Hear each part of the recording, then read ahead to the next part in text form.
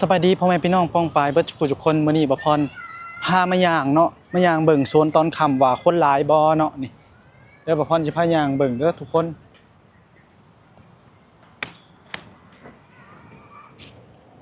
ว้ายบรรยากาศตอนค่ำก็สิดีๆเนาะทุกคนโอ้กระรอกมันเฮ็ดหยังวะเนี่ยนี่คือโซนตอนเย็นประเทศไทยเนาะทุกคนมาเบิ่งเอาเด้อนี่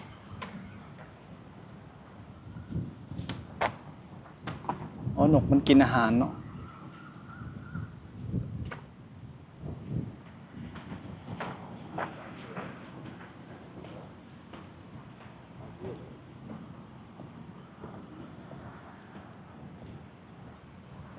นกมันกินอาหารคนเอามาให้คิดว่ามันเป็นหยัง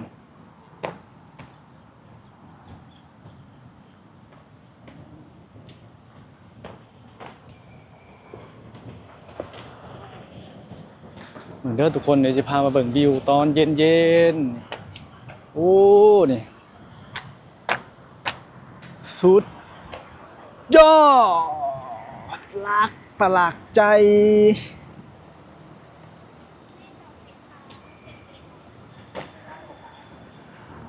วิวงามแห้งขนาดพ่อแม่พี่น้องเอ้ยเบิ่งนี่เห็นบ่นี่เอ้ยนี่มันจะเขียนว่าหยังนี่ระหว่างทางลาดชันโอ้เป็นก็คือแบบว่าย่านเฮาล่มย่านเฮาหยังนะพ่อแม่พี่น้องอากาศดีขนาดเนาะทุกคนเบิ่งแน่นี่อากาศดีขนาดอากาศดีเนาะโอ้โหพอสิมานั่งเห็นบ่นี่ทุกคนนี่มันก็เป็นที่นั่งเป็นแต่หยังอยู่ได้ตัวมื้อนี้ฮะป้าตัวโซนอยู่ประเทศไทยตอนค่ำๆเนาะพ่อแม่พี่น้องเนาะนี่ประเทศได้มีโซนแบบนี้มันก็ดีแล้วนี่เห็นบ่นี่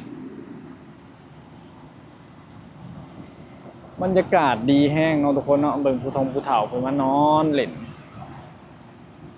รถไฟฟ้าแล่นอยู่ปุ๊บอยู่นี่คือประเทศที่เพิ่นมีรถไฟฟ้าเนาะตัวทุกคนมื้อนี้นี่นั่งเย็นๆก็คักเด้แล้วบ่พรสิให้เบิ่งฝั่งนั้นคนนอนเต็มอยู่บางคนก็มาเฮ็ดเวียกเฮ็ดงานแล้วก็คนไทยเพิ่นก็มาพักผ่อนสมองเนาะเอามานั่งเล่นนั่งหยังบางคนก็มาแล่นออกกำลังกายพ่อแม่พี่น้องแล้วสิมาแล่นออกกำลังกายเบิ่งแหน่โหเนาะเบิ่งนะฮะเห็นบ่ทุกคนเอาบ่พรสิให้เบิ่งนี่สุดยอดที่สุดเลยเนาะโอ้ยฝากถึงมนุษย์ถ้ำเด้อมนุษย์ถ้ำอยู่บ้านเฮามีบ่แบบนี้มนุษย์ถ้ำเห็นบ่เคยเห็นบ่นี่ฮะอยู่บ้านเฮามีบ่มนุษย์ถ้ำแบบนี้ฮะอยู่บ้านเจ้ามีบ่แบบนี้เบิ่งเอานี่ปุ๊เห็นบ่นี่ไปพามาเบิ่งนี่เคยเห็นบ่แบบนี้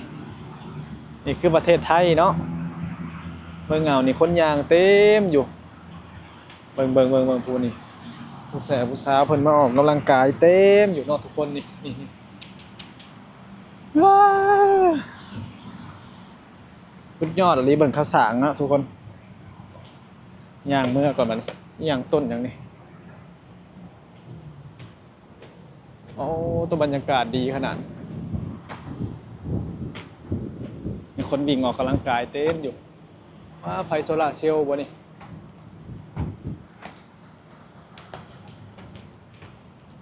สุดยอดอะลี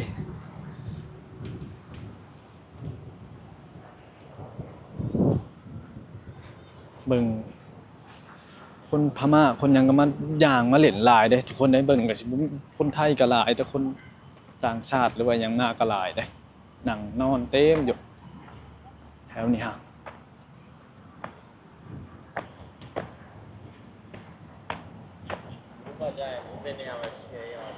เห็นบ่นี่ก็เป็นอาจจะเป็นพม่าแต่เบิ่งฟังคำเว้าคำคุย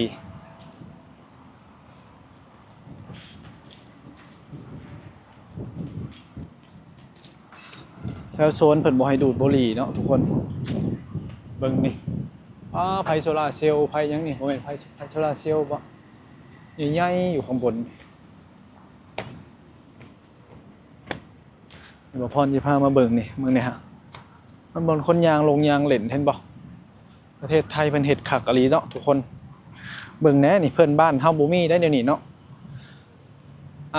ประเทศเพื่อนบ้านที่ติดกับประเทศไทยนี่หายากนะที่ประเทศใดสิเฮ็ดได้คือประเทศไทย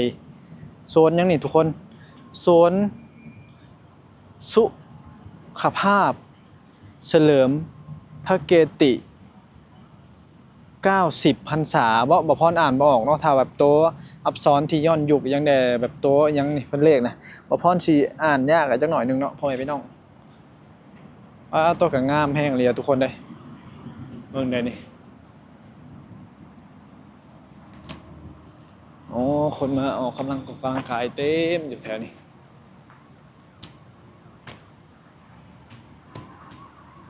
จุดยอดในโซนประเทศไทย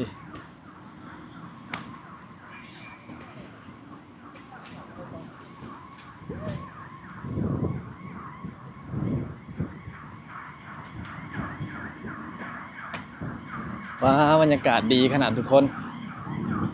ขับรถมายางเที่ยวนี่ถือว่าพักผ่อนสมองแห้งไงโอ้ตกมาไหนมีต้นหมอกต้นไม้งามๆนี่ก็หลอกกระแตแลนให้เบิ่งอีกนะก็หลอกกระแตหลายทุกคนเลย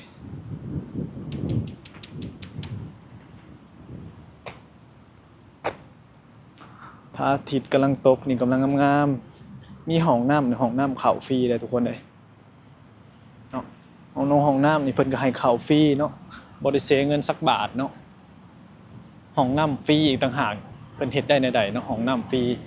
บ่ต้องเสียค่าใช้จ่ายเบิ่งได้ทุกคนนี่นี่คือข้อดีของประเทศไทยเลยประเทศไทยเพิ่นเฮ็ดได้เนาะมื้อนี้ขวด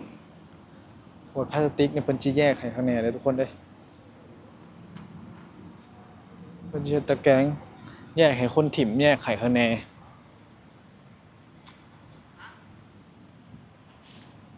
มาพรกับสิเมื่อก่อนทุกคนเอ้ยอากาศดีขนาดเนาะ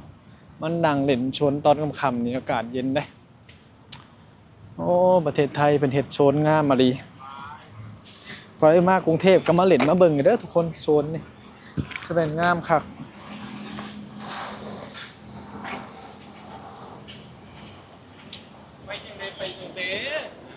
เพิ่นบ่ให้เอามาเข้ามาเล่นนะอยู่นี่นี่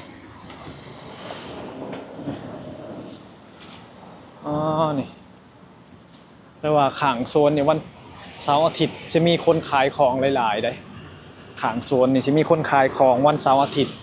น่าจะเฉพาะทุกเสาร์อาทิตย์แต่เบิ่งสิขายร้านขนมจอกขนมจีนยังเต็มอยู่พ่อแม่พี่น้องเลยตรงนี้กำแพงเนาะพอเฮ็ดล้อมอย่างดีเลยงบประมาณถึงมันก็เฮ็ดได้เนาะทุกคนนี่คืองบประมาณถึงเพิ่นก็เฮ็ดได้เนาะ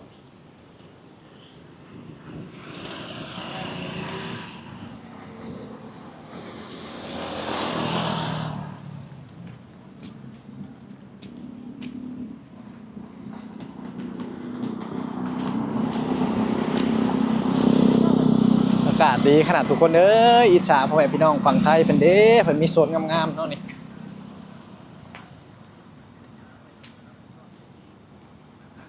มื้อนี้วันจันทร์อังคารทุกคนนี่รถเพิ่นสิมาถาขายของได้นี่เห็นบ่นี่รถเพิ่นสิมาถาขายของให้คน